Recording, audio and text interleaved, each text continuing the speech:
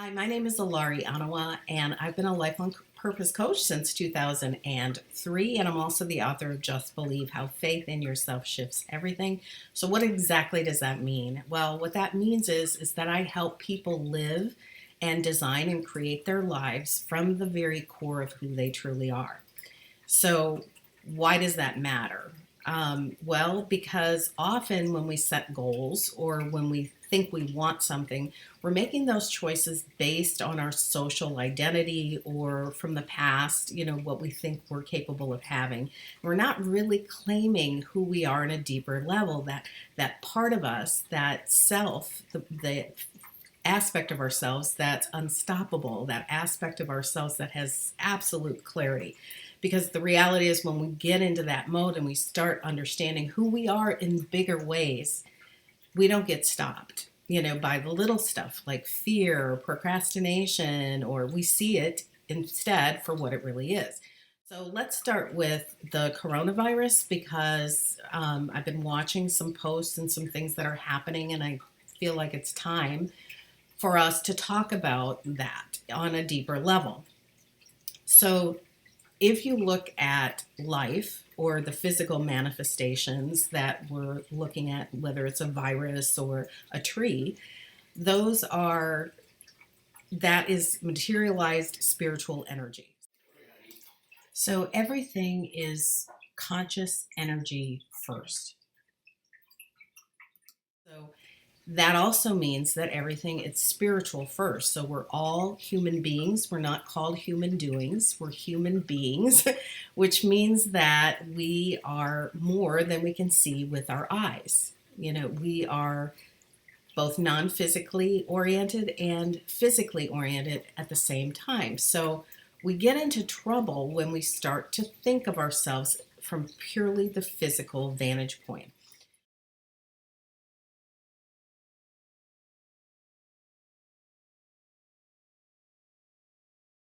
So, why does this matter from the coronavirus perspective? Well, something like this happens that is impacting a large number of people. It's doing so because there is an element in growth that we're being called to move toward. There's a couple of things around the coronavirus that are surfacing. First of all, it's a virus. And what does that mean? Well, a virus is something really small, it's an infection, it's something very small that you have to look at more closely. In order to see it, you have to look under a microscope. So, a virus can make you sick or it can make you stronger, it can make you more self aware.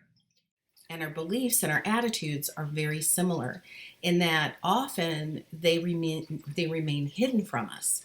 So those things that are hidden are often the things that stop us from being fully self-expressed, from fulfilling a goal. Everybody has something that they're struggling with. There are areas that you excel in, and then there are patterns that if you may not really understand why that's there. So patterns are things like chronic procrastination, making ourselves wrong, being affected by the opinions of other people, getting angry when somebody doesn't agree with us, getting frustrated because you think somebody should act a certain way. Maybe that's your spouse or your boss or somebody that you work with, and you get upset or triggered by them.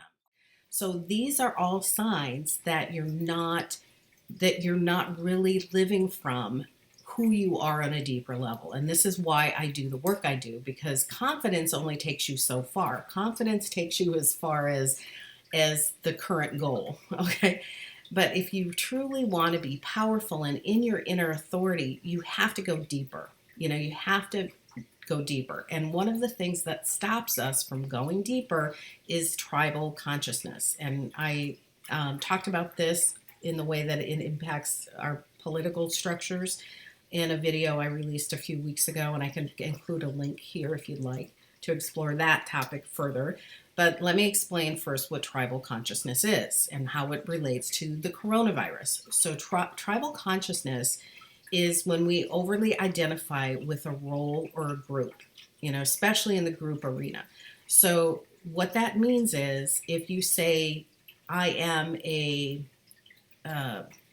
Catholic, or I am Protestant, or I am Democrat, or I am a Republican, or I am a CEO, or I'm an architect, or whatever that word is that we use on the other side of that I am statement becomes who we are. We identify with that on a deeper level. So here's what happens. So we know we're overly identified with a role that we're playing, or we're overly identified with a group if we feel the need to defend it when somebody doesn't agree with us. Okay? That is a clear sign that we're overly identified. So we're lost in that group identity instead of being the individual that we were born to be. So it's okay to be in a group, and actually it can be fun to be in a group, but to be productive inside a group, whether that's a bigger group like being a citizen of the United States, or being a citizen of the world, or a citizen of the cosmos, or whatever it is, however we identify shapes how we see the world. So the smaller the identity, often the more limited we become because we don't see the bigger picture. This matters because when you're overly identified with a this or a that, you limit yourself. You're not in your potential, and you're not actually seeing the world the way your soul does.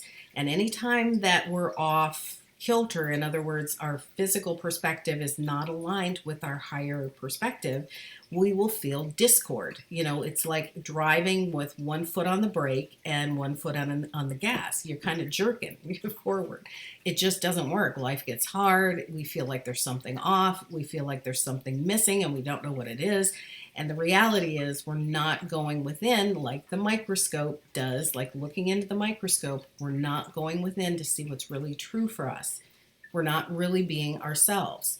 And we're all wired to be ourselves in a higher way, to be uniquely us. And it's not easy to be uniquely us. In fact, it's impossible to be a unique you if you're overly identified with a group. Because then the tendency, whether that group is family, political, religious, spiritual, but not religious, however you define yourself, if you're overly identified with that group, then what happens is you're seeing through a really narrow lens, and you're not necessarily seeing what's true for you. You're letting the group think for you. You're letting the group do the thinking. And frankly, that is not being a self. You have to do your own thinking. You have to step out of the group identity and see what's really true for you. And ask yourself questions like, well, what do I really want to believe here? What do I really want to create? So the reason why this matters is because if everything is a metaphor, then the fact that we're being called to go within by socially distancing ourselves, that is a sure sign that there is a big wake-up call of something emerging for all of us to embrace in a deeper way. And that is to be truly who you are outside of what those social structures tell us we should do. Because if we live from a should, we're not living from our core essence. So the coronavirus is actually helping you step back out of those social structures. It's an opportunity for you to step back and to start evaluating who you are on a deeper level. What is it you truly believe? What do you want to believe? If you weren't affiliated with that particular group, if you weren't a spouse, what would you be doing with your time? If you weren't a Democrat or a Republican, what would you want to believe? What kind of leader would you want to have?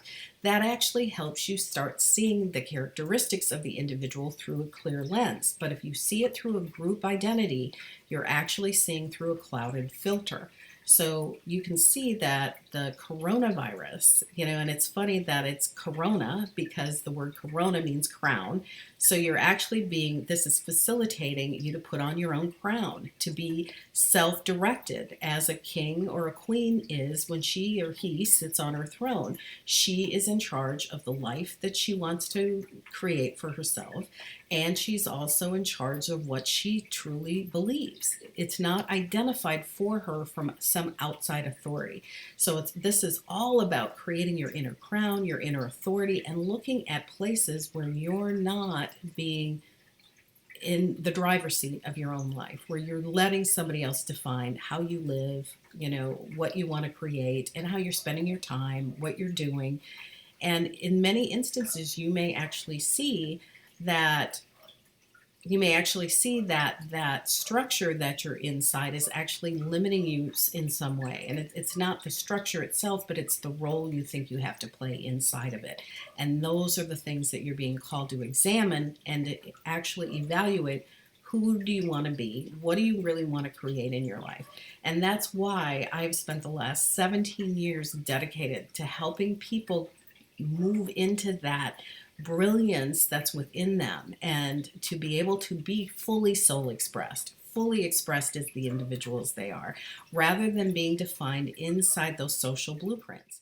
So, what can we learn from here? Take this opportunity to step back, give yourself time to go within and to really choose for yourself, who do you want to be? What do you really want to create in your life? And what really matters to you? What are your values? If you take that label aside, what is your true value? And this, I can't emphasize enough the value in this exercise, because when we're identified with a group, when we're not thinking for ourselves, that's when we start feeling smaller. That's when we start having challenges with confidence. That's when we start having issues around worthiness, or we are being hypercritical, self-critical about ourselves, or we start to question our own worthiness or our own worth, or we start to evaluate whether or not we even have, a right to be here. We start to make life hard because there's something that's off kilter, and that something is that we're not being truly who we were born to be. That there's something within us that's trying to emerge, and we're not allowing it to, because of those social structures, because of overly identifying with some other group or role that we play. And just to clarify what I mean by role, because everybody plays a role, and often those, like a virus, are hidden from us. We don't necessarily see them.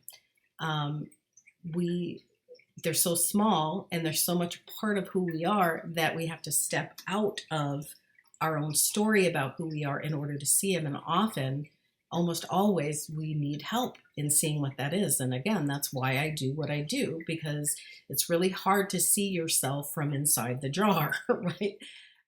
Can be that individual expression of divine energy that you're being called to be. That's where fulfillment and satisfaction come from, is just allowing yourself to step into that bigger version of you.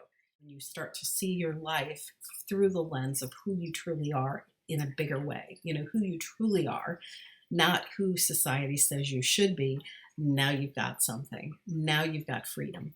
Now you've got the freedom and something that goes far beyond courage. You have the ability and the knowing and the drive and the inspiration to be in the driver's seat of your life. You truly are in there creating what you want, not what you think you should have. So let me know if you have any questions. You can leave those questions in the comments below. And if you'd like to know more about working with me and going deeper, you can do that here. Also, I'll leave a link for that. I'll see you soon. Bye for now.